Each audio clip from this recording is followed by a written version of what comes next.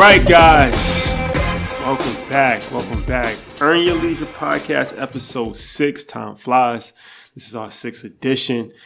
We got a lot to cover this week. Yeah, a lot going on. A lot going on in our world. There's for sure a lot going on. So, first of all, before we start, we want to say thank you guys for rocking with us. Thank you for your feedback. Thank you for your DMs, your messages. It's very encouraging.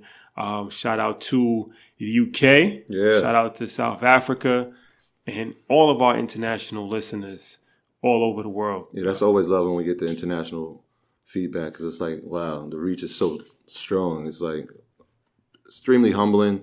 And it's gratifying to know that not just here in the United States we're listening, but the message is being spread. So that's dope. That's dope. It's definitely dope for sure. So, all right.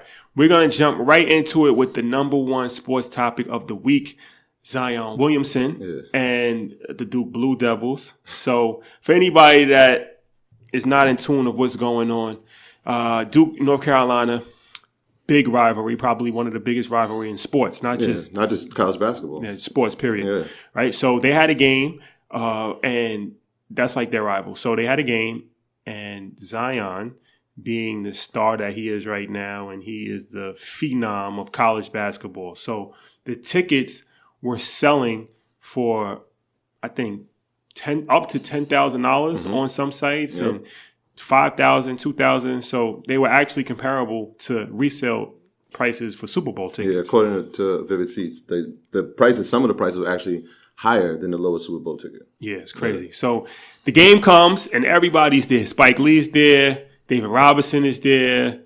President Obama is there. Yeah. It's crazy, right?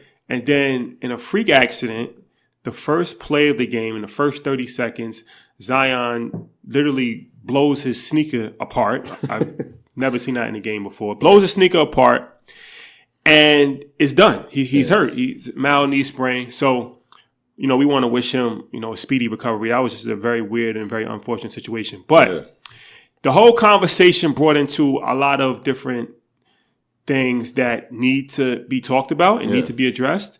And really, the number one thing is the revenue that college sports, in particular, big-time college basketball and big-time college football brings in. And we need to look at that. Yeah. I mean, one of the things that immediately came to our attention was like, is it worth him playing again? Right? Because this guy is obviously going to be the number one pick in the NBA draft in the summer. And he's set to make millions of dollars from his NBA contract as well as any shoe deal or shoe company that signs him. And people are arguing, hey, this kid is a student. He should not be paid for his services. Yeah, so that's what people were saying that. You're getting paid in a scholarship and all that. But I don't think people fully understand how complex the situation is. So that's what we do here. We try to make very complex situations easy to understand for everybody. So that's what we're going to do, hopefully, with this, right? So we're going to look at March Madness. Yeah. Right? So March Madness, it's a fitting time since we're at the end of February and March Madness will be coming up in a few weeks. So March Madness is a 3-week basketball tournament for Division I basketball that determines the national champion, right? Every year, you fill out your brackets. It's a big time thing. You watch the games. You have the buzzer beaters. You have the Final Fours. It's the whole deal, right? So the NCAA, right? The NCAA is the governing body for college athletics. Right. So the NCAA, their main source of revenue is March Madness. Yeah. Right? And the March Madness, like you said, is almost a month of basketball games. 64 teams make it in. Obviously, there's over 30 plus games every weekend. The field gets dwindled down. But the money that is gross is astronomical. No, it's crazy. All right. So March Madness, 2017, in 3 weeks of March Madness, the NCAA made $1 billion, right? Yeah, for the first time. This is the first time that it's gone over $1 billion. Record-breaking amount. That's how much revenue they made. Yeah. The American Gaming Association says the number of brackets will hit 70 million. That means 70 million people will play brackets, office pools, gambling, friends, bars, whatever, right? $9.2 billion is gambled on the tournament, right? So the NCAA makes $1 billion. Yeah. $9 billion is actually gambled on it. So that represents 90%. That $1 billion represents 90% of the NCAA's annual revenue. Yeah, So didn't Warren Buffett have a $1 billion contest? Yeah, if you had the perfect bracket. $1 billion for the perfect bracket. So in 2010, the NCAA signs a 14-year deal with CBS and Turner for $10 billion for March Madness, right? Yeah. So to cover the tournament, they have a TV deal for $10 billion. Then in 2016, they have an extension for 2032 for $8 more billion. Yeah. So the first contract is supposed to run from 2010 to 2024. They see how lucrative it is.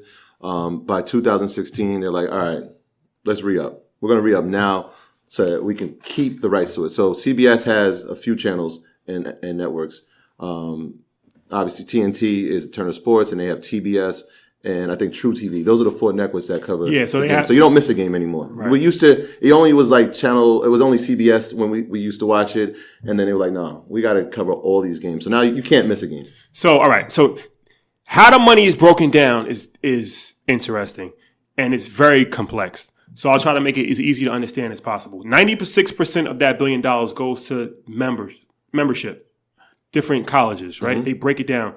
So each conference gets a piece. So they have $220 million pot from the NCAA tournament. Then they split it up amongst conferences. So each game that a team wins, their conference gets paid. Right. And then the further they go in the tournament, the more money the conference gets paid. Right. So an example of a conference would be like the ACC or the Big East, Big 12, SEC. Those are our conferences. Pac-12. Right. Exactly. So then from there, it's up to the conference to break it down to the individual teams. So it's a hierarchy system. The NCAA gets it, then they give it to the conferences, and then the conferences gives it to the teams. Right. So it's like a 3-tier system. So, but the problem is that when people say it's not as easy as just paying. So you look at it, you say, okay, this is making $1 billion. They have a $10 billion deal. How come the athletes aren't getting paid? Right. Well, only 1/3 of the teams are actually profitable. Exactly. Right. So 2/3 of the teams aren't actually profitable. So the 1/3 of the teams that are profitable, they are paying for the 2/3 of the teams that are not profitable. That's just basketball. Right. But the NCAA has a bunch of different sports. Right. And almost every single sport except for basketball is not profitable. Right. So now you have pretty much a handful of teams, right, in the grand scheme of things, that are funding everyone. Program. Right. So it's like the kid who plays golf or the kid who plays lacrosse or baseball. Field hockey. Yeah, great. And then there's a thing called Title IX. Right. So Title IX came in years ago, and that made it where you have to have an equal amount of women teams as men teams. Right. Whatever sport you're offering, you have to offer to both sexes. So now that cut the budget even more, and now the big revenue sport is paying for not just every male, but female sports as well. Yeah. So it's a very diluted system that they're using the top tier money earners to pay for everybody. Yeah. Right? So then it gets even more complex because the NCAA is basketball. Where the real money is made is football. Yeah. So the NCAA 1 football department is different from the NCAA. So now we have to go into football. Yes, football is a huge generator of money because, number one, it's simple math, right? If you have 80 to 100,000 people coming to watch one sporting event and paying $100 per ticket, you're going to gross way more than an arena that hosts 20,000 for basketball, right? The only thing is basketball has more games. But if a team has 8 home games and they sell out, which they do, like these big schools sell out every game, and they're getting 110,000 people to come in, it fails in comparison. No, it's different. So, okay, we looked at Forbes' list for 2018 and the top 5 football teams. Yeah. Their revenue, right? So the top football team was, we'll start with number 5. Number 5 was Ohio State. Mm-hmm. They had a revenue of $120 million. And they had profit of $69 million. Okay. Then we go to Alabama, $127 million revenue and $59 million profit. Michigan is number 3, $127 million, $75 million profit. Texas Longhorns, number 2, $133 million with $87 million of profit. And the number one team, football team last year was Texas A&M with a revenue of $148 million with $107 million profit. This is just football. Yeah. And Texas. It has nothing to do with any other sport. It's just football. That's what I'm saying. Like, that's just generating money for the school as well, like you said. And the one thing we know about Texas is football is king, right? There's a reason why the Cowboys are the most profitable team in the NFL. So not only are they generating money, but we took a look at where the money is going. So when they argue, hey, athletes shouldn't be paid because they're going to school for free, well, here's the breakdown. So those numbers that you just ran off, right? So we can talk about how much is going to scholarships. So from that money that was generated from Ohio State, about $20 million of that goes to school scholarships for all the sports. So they made $120 million, right? And $20 million went to scholarships. Exactly. That means that where the other 100 go? We're going to get there in a sec. So number 4, you said Alabama, they spend $17 million in scholarships. Okay. Then number 3, Michigan, we have $25 million in scholarships. Number 2, Texas, they have $13 million in scholarships. And then number 1, Texas A&M, $10 million in scholarships. And the reason Texas A&M is number 1 this year is because a lot of people don't know, is like they have a large amount of boosters that donate money to the program. So that money just gets put into a pile of revenue because we're giving it to the university to help improve conditions. Number one thing they want their football team to win. That's it. Like, that's what it comes down to. We want our football team to win. We'll pay money. We'll hire national championship coaches from other schools just so that we can win. The Texas Longhorns has their own network. Yeah, so that's crazy.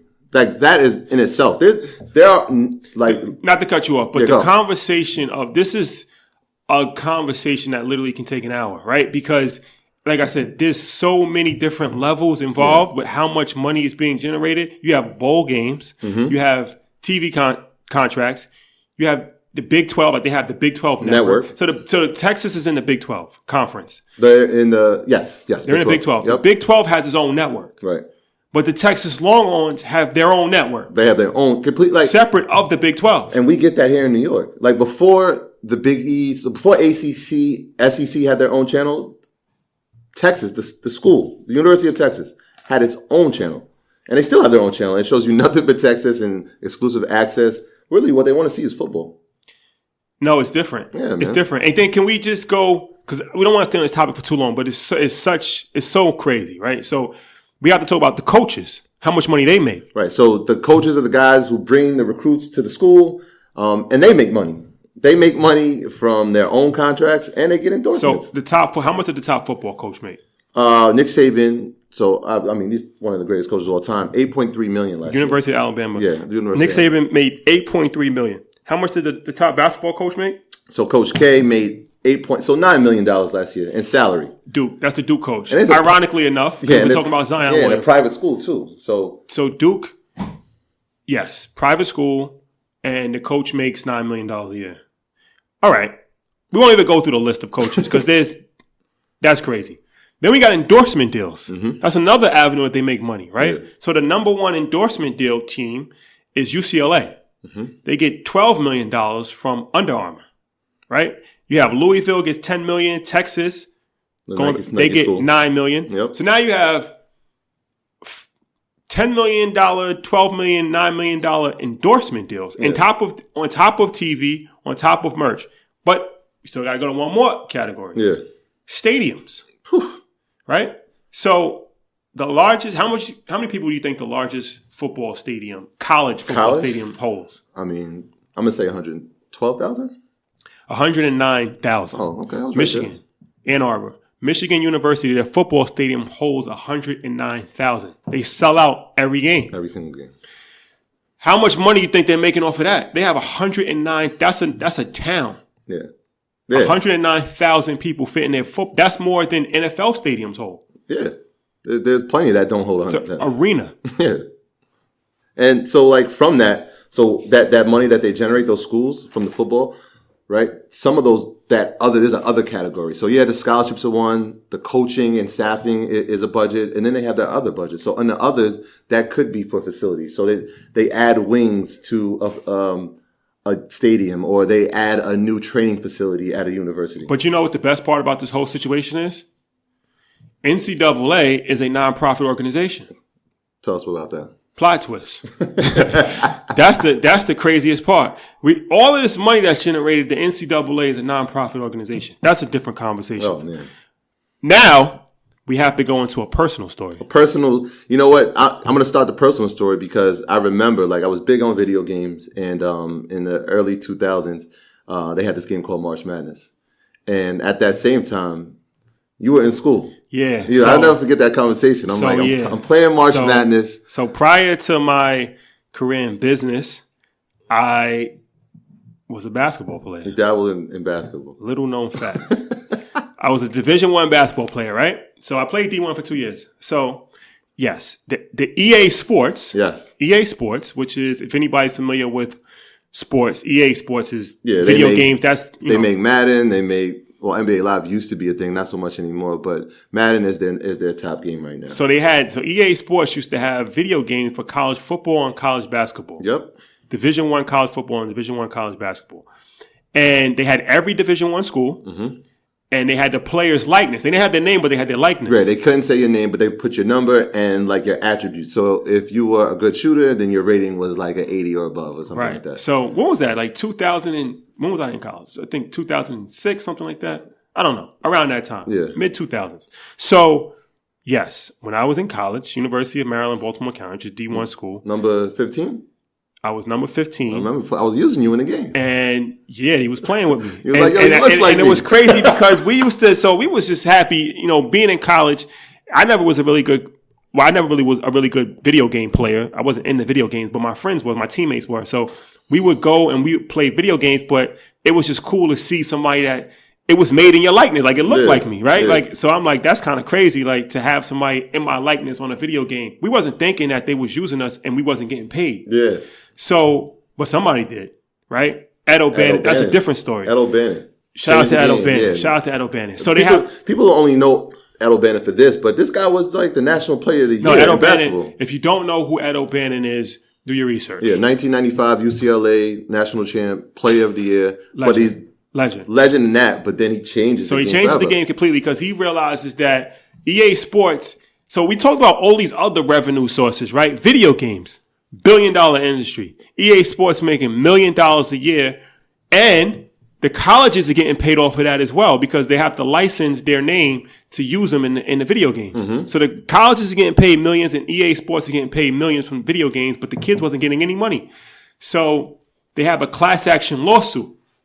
And they won. Yeah. So what happens is that anybody that played Division I sports, football or basketball, I think like from a 10-year period that was featured in that video game was part of that class action lawsuit. And lo and behold, I was part of that class action lawsuit. Cut you a check. So they cut me a check. So around probably 3 years ago, 4 years ago, I get a check for like $1,800. Look at that. Wasn't bad. No, you take it. But it just goes to show you that there's so many different ways how colleges are making money. A lot. Right? A lot. So I know there's an argument that students are getting scholarships and that's payment. And look, it is valuable because I was on a scholarship. I didn't have to pay for college. I appreciated my college experience. But we can't act like a nonprofit organization that makes $1 billion a year in schools that are making billions and millions of dollars off of two sports. We have to find a way to fairly compensate the players. Or if we're not going to compensate them, then we at least have to let them go into professional sports out of high school if they choose to and not make them go to college. Like you can't make somebody go to college and then not pay them. Yeah, the only thing amateur about this is that they don't get paid. Right? They're saying, it's amateur. It's really a farm system. Like it's like the minor leagues, right? Because in football, you can't. It's a free trial. Yeah, you can't go unless you do 3 years. Right. In NBA, and they're trying to change that now, you have to go for at least 1 year. It's a free trial. But in other sports, that doesn't hold true. It doesn't hold true. Yeah, so like if I wanted to play golf, I can do that as a teenager. Hockey, teenager. Baseball, teenager. Soccer, remember Freddie Adu? I went to school with Freddie Adu. Highly suspicious. You thought he wasn't 14? I don't know. That's a different conversation. Highly suspicious that football and basketball are the only sports that require you to go to college. Yeah. Extremely suspicious. And look at the population of the people who play those sports. Extremely suspicious. Yeah. All right. Okay. Well, hopefully we can change that in the near future. Absolutely. Yeah. All right. So we're gonna move into the next topic. We'll start with the line. Meek Mill said it in the song "Trauma." They told Cap, "Stand up if you want to play for a team," and all his teammates say a thing, "Stay woke." So one of the things that happened in the past week was that the NFL reached a settlement with Colin Kaepernick in his case of collusion against him. So it's pretty interesting because people are taking different sides on it. A lot of people are saying, hey, Cap sold out because he settled. And other people are looking at it like, yo, he won because the settlement, in a sense, means that there's some form of guilt that the NFL had. Now, we'll never know because of the terms of the conditions of the settlement. So it's a different type of take on it. But we're going to go into a different approach. It's different. Yeah, but even before we even go into that, it's, nobody knows how much money he got paid. It's rumored that he got $100 million. Yeah, they're saying between 60 to 80 million. Yeah, even I heard 100, but let's say it's 100, hypothetically speaking, right? So, I mean, that is a lot of money. $100 million is a lot of money. Right. But in the grand scheme of things, if you think about it, there's 32 NFL teams, right? So they divide that equally amongst each other. Mm-hmm. That's $3.2 million per team, per owner. Which is not anything to them. A drop in the bucket. Yeah. A drop in the bucket, right? So, I mean, the league made $14 billion last year. Right. And he lost his salary, right? He was getting, I think he was on pace to make $20 million.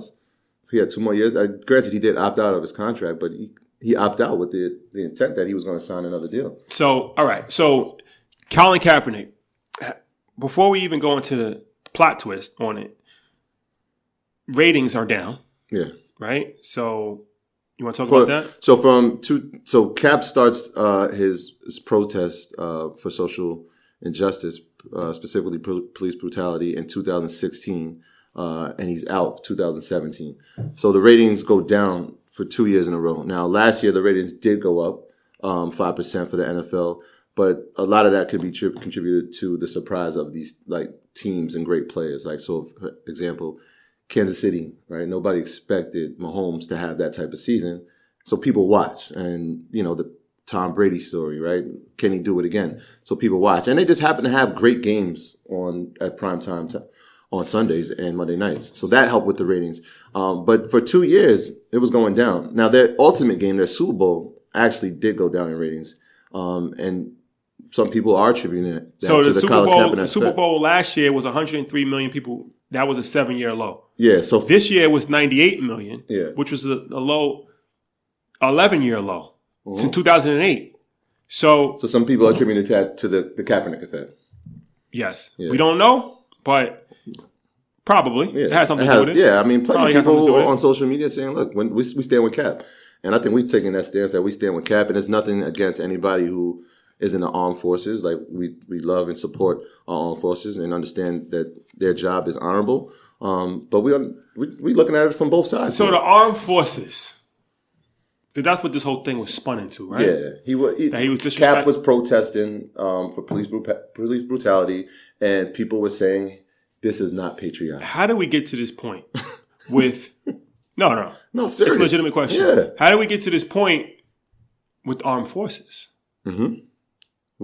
So when we grew up watching NBA and NFL, we didn't think about this. This is not something we thought about. It's new. It's a new thing. It's like over the past 10 years, it's become a. When we say the thing, people don't know the national anthem played before a game and televised. Yeah, it's not something that has always happened. Yeah, so that started in 2009.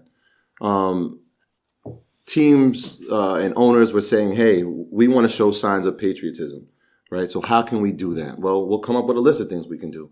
We'll broadcast a national anthem. We'll have flyovers. We'll have flags that are field length, right? We'll have our players standing out during the national anthem to show signs of patriotism. They even start, and people probably didn't realize this, but they started to do surprise visits from troops who had been overseas. And they came home and surprised their families. Little did people know that the Department of Defense was paying for all this. So, plot twist. The Department of Defense paid the NFL $5.4 million between 2011 and 2014. Mm-hmm. The National Guard paid $6.7 million between 2013 and 2015 to do these ceremonies, Mm-hmm. and it's in their budget as recruitment item. Yeah. So how did this all come about?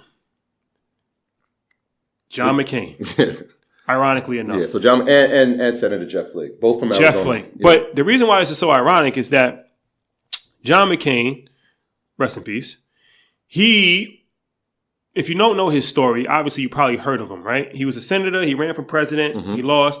But he was also a POW for, I think, like 7 years Right. in Vietnam.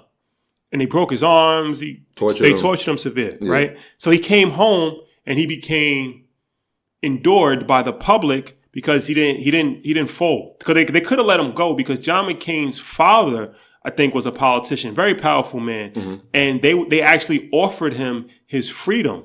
But he said he wouldn't go until all of his comrades were free. Right. So, long story short, John McCain is a war hero. Oh, yeah, absolutely. Right? So, he looks into this, him and Senator Jeff Flake, who are both Republican senators, and they find paid patriotism. Right. So, he is offended by this, right? Because he feels that you can't pay for patriotism. Right. You can't pay under the gaze of this is just being done out of the goodness of our hearts. Right. We are patriotic. That's why we're doing this. You're paying NFL owners as a recruitment tool to recruit to the armed services. Yeah. So a part of it is that they didn't only play the NFL. They paid the NBA. They paid soccer, and Major League Baseball. But out of that budget, right? So I think maybe 6.9 they did in 2015. 6.1 million of that 6.9 million went to the NFL. And it didn't even go to all teams. It just went to the top 16 highest rated teams. So like the Giants, the Jets, the Patriots, Washington. So when they looked, so John McCain and Jeff Flake look into it, right? And they find out that there's 122 contracts between the Pentagon and sports leagues that nobody knew about. Exactly. They didn't make this public. They just found it. So when they found out about it, they feel they need to make it public, right? So they have a whole investigation. The paid patriotism thing comes up. Mm-hmm. John McCain vows to change it. He doesn't because it doesn't change. Yeah. But it's still something that not a lot of people are fully aware of. Right. So, ironically enough, the year that John McCain and Jeff Flake made this investigation was 2016? 2015. 2015. So next year. And then the next year, Colin Kaepernick starts to kneel. Yeah. 2016. Yeah, so players weren't even required to come out before 2009. They stayed in the locker room during the national anthem. It wasn't televised. But once the NFL realized that, hey, people want to see this, they started charging. They started charging ad dollars. So like it always comes back to the right. money. So is it patriotism or is it capitalism? Right? Both. Right. So paid patriotism. right. If I could have broadcasting dollars, like people paying for ads and commercials, am I going to show the national anthem? No. But if the federal government pays me more than the commercials do, then I'll show it. Right. So then people were in uproar. Hey, this guy is kneeling during the national anthem. Yeah, but 10 years, even 3 years prior, guys were in the locker room. Who knows what they were doing? Who knows what they were doing in the locker room? Well, the thing, and this is why, so this is the whole theme behind our show, right? So we look at sports, entertainment, and business, but we look at the backstory because it always comes back to the money. Always. It always comes back to the money somehow, right? So all of this was done because the NFL was paid to do this. And now it's part of our fabric now. Now every game we watch the flag. And again, it's nothing against our armed forces or our military. We love and support. And I want to make this clear too. Yeah. I'm not saying that you shouldn't stand up for the national anthem or you should stand up for the national anthem. Right. Everybody's entitled to do what they want. Right. We live in a free country. But the thing about it is, don't act like something is done out of the goodness of your heart when you're getting paid to do it. Right. Marshawn Lynch. he said he never stood for the the national anthem. And they just realized this. 2 years ago. Yeah. He said, I haven't stood in 10 years. And it was because it wasn't a thing. Like, nobody paid attention to it until one guy or two, him and Eric Reed, decided that, listen, we're going to do a peaceful protest. And look at the backlash from that. Well, yeah. There you have it. There man. you have it, ladies and gentlemen. Patriotism or capitalism? You choose. All right. Our last topic of discussion. Oh, it's a hot topic. We're going to fashion. Oof. We're going to fashion. We're going to high-end fashion. Yeah. Gucci. Talk about it. Prada. Yeah. Montclair. But we'll start with Gucci. Okay. If you haven't been under the rock for the last week and a half, you know that Gucci is in deep water right now because they made a turtleneck that it's like a blackface thing. It turns up and it has red lips. I'm sure you've probably seen it. You know what I'm talking about. Okay. Then Montclair has a Sambo jacket. Yeah, you know what?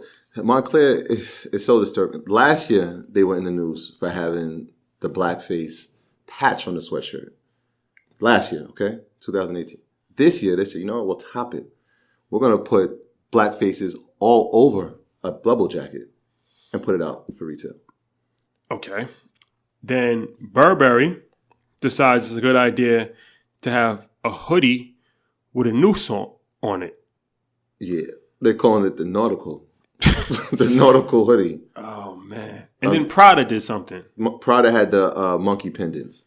In the window. And they were putting on their bag. It had the big monkey displays. In Fifth Avenue, right? Yeah, yeah. They got like Al Sharpton came, the whole big thing. Yeah, and prior to that, we had H&M. H&M had the coolest monkey in the jungle with a black kid wearing it. And they thought that was a good idea. Okay. So, obviously, this isn't a coincidence, right? They're doing this on purpose. Yeah. So, why are they doing it on purpose? There's a lot of different theories. There's a thing called outrage marketing. Mm-hmm. I don't know if anybody's familiar with outrage marketing, but it's pretty much, you can kind of guess what it is by the name, where you just shock value, right? Any publicity is good publicity. You just do crazy stuff. You get your name out there. You get some backlash. You apologize, but it doesn't really hurt your brand. And it hasn't really hurt their brand. Yeah, I mean, these companies' brands, because H&M. Yeah, H&M last year, April, they put out the coolest monkey sweatshirt, and they saw a decline. Temporary decline for 2 months, but their 2018 retail sales were up 5%. So people were still supporting the brand. They were temporarily outraged, and people wanted answers. And then people realized, you know what, these clothes are affordable. I'm still going to buy them. We live in a disposable society, right? And people lack discipline. So they boycott for a week, and then they just forget about it because something else comes about. Yeah. So is that why these companies are doing this? Because, as I said, I don't think it's a coincidence. Yeah. How many times can we be slapped in the face? And it's all high-end fashion brands. Yeah. Well, H&M is a high-end fashion brand, but so Gucci and Prada and Montclair and Burberry. So now they're saying that, okay, it's a boycott on Gucci, right? I'm not opposed to that. But Gucci is actually owned by a larger corporation, right? Mm-hmm. The Kering Group, I believe it's called. And they own YSL, Balenciaga, Alexander McQueen, Gucci, other brands as well. Yeah. So are you boycotting all of these brands as well? Why are we wearing these brands? To begin with. Yeah, like what? I don't get it. To begin with, why are we wearing these brands, right? Yeah. We love T.I., one of my favorite rappers. You're gonna hold that forever. I'm never gonna let you forget that. In the South, I wasn't a big fan of Southern hip hop music. Yeah. I know we got a lot of listeners in the South. I love the South. Atlanta, Florida. We had that debate. Like I was a Wayne guy. I love the South. You were a T.I. guy. But I wasn't huge on the South hip hop until T.I. Because T.I. had swag. I could relate to him. And his lyrics, he was a good lyricist. Absolutely. Dope. I just liked him. I still like him. Yeah. But I don't understand when he calls for a boycott, and then he starts out his paragraph with saying, I'm a 7-figure year customer. It's interesting. Yeah. Because you have a clothing line. Yeah, cool. Which stands for a king of oneself. You have a clothing line that the acronym is a king of oneself. And you spend 7 figures a year with Gucci. Another brand. Like I see when you see these people outside, you would think, hey, every once in a while I would sprinkle my own clothes on, if not all the time, to promote my own brand. It's confusing. Yeah, let's spend $1 million. That's very confusing. Yeah, people in his comments like, look, why don't you spend that $1 million trying to help another brand get off the ground or put it in your own brand? I don't understand that. Yeah, and like I said, I don't want to bash T.I. I like T.I. We love T.I. I actually like T.I. is one of the best. But I didn't understand that, and I didn't understand a 3-month boycott. I don't understand that. What do we do after? The average person maybe has one Gucci item, if that. Yeah. 2. They buy a Gucci item once every 5 years. Right. It's not like you're going grocery shopping. Like I think celebrities a lot of times are out of touch with reality. 3 months, it's like you're not going to ShopRite or A&P. Yeah. I saw like that's what I'm saying. Like these celebrities. So Future said that he spends $200,000 or $300,000 a month on clothing. I'm like, what are you buying? Why are you spending money on clothes when you can get stuff for free? Exactly. Or just create your own. Okay. So this is a pretty disturbing issue, right? Yeah, and one of the other things that they were saying is that, you know what, these mistakes, quote unquote, are happening because we're not represented at the top of the creative chain when it comes to these high-end fashion, right? But well, that's true. That is true, and we've recently seen Virgil take over at Louis Vuitton. So, but how many times are you gonna? Okay, if I come into your house, right, I can't tell you to feed me, to give me a blanket. You can give me that if you want if to. You like. You don't have to treat me good. It's your house. Right? Like, how many times can we demand somebody to treat us appropriately instead of treating ourselves appropriately? Yeah. So Dapper Dan, who is one of the creative directors at Gucci, like, he was outraged by it. Obviously, he should. And Dapper Dan's a legend, for those who don't know him. And he had the CEO of Gucci come to Harlem to talk about the issues that he's facing and demanded some action. But what is that going to do? Right. I don't know. Like, yeah. And we love Dapper Dan. It sounded good. Like, this guy's flying from Italy to come to Harlem and talk to... Who cares? Why? Who cares? Yeah, like, and the thing about it is, the reason why the T.I. thing is interesting is that by him saying he spends 7 figures a year on Gucci, it's not just saying that he spends 7 figures a year on Gucci. It brings up a larger issue, right? Where athletes, entertainers, rappers, specifically rappers, have given free endorsements for years, and companies have reaped the benefits of it. Yeah. And they don't pay these people to do that, right? Absolutely. It's a status symbol, and you feel that you're above somebody else by saying that you're wearing these things or you're driving these cars and you're making these companies I have money. made it to a certain level. Remember Cristal? Whew. Cristal was a little known champagne brand for years. And somehow, I think Big was the first one that championed Cristal. Right. For some reason. I don't know. He was also the first one to find Jacob the Jewel. It's a different story. Yeah, but he's championed it because it was the most expensive thing. Yeah, but it was weird that he just found it randomly. I'm sure it had, like, maybe somebody in it. So they had gold bottles. That was the thing. So he starts talking about Cristal. And then Jay-Z starts to champion it. Yeah. And then it just goes crazy. Every rapper has gold bottles, Cristal, and their sales went up, don't quote me on this, but it went up like 300% in the course of a 5-year time frame. Directly related to rappers, there's no argument about it. Then the CEO of the company says he doesn't want to be associated with those kind of people. Right. So what, then Jay comes out with the lyric, I used to drink Cristal. So then it's a ban on Cristal. Yeah. Okay. So we've seen this play before. Oh, absolutely. And then staying in line with Jay-Z, we talk about Jay a lot because he's a cultural icon and a very important person. So, remember Iceberg? Iceberg, man. That was late 90s, man. Late 90s. Late 90s, my God. Iceberg, man. Iconic. When I was in high school, if you had an Iceberg sweater, you were elite level. Yeah, so Iceberg had the cartoon characters. They had like Snoopy. Yeah, Snoopy. They had... Did they license that? They had to get that license, right? Mickey Mouse, Snoopy. But those sweaters were like $300, $500. It was Coogee and Iceberg. Yeah, Iceberg was crazy. Iceberg was the T-shirts with $200. Jay-Z, all he was wearing was Iceberg. He had a line that said Iceberg sweats with IV on the elastic. Yeah. So everybody wanted Iceberg. Jay-Z was talking about Iceberg in every lyric. So they figure, okay, we're spending so much money on With the Iceberg brand. and we're talking about it. Let's go talk to these guys. Why don't we try to get an endorsement deal? Yeah, let's have a meeting with them. So him and Dame go to Iceberg and they try to get an endorsement. And they say, no, thank you. We don't make these close to you. No, we're not interested. Yeah. Not interested. But that no turns into something extremely profitable. Yes. So they say no. And they decide to do their own thing and make a clothing brand called Rocawear. Mm-hmm.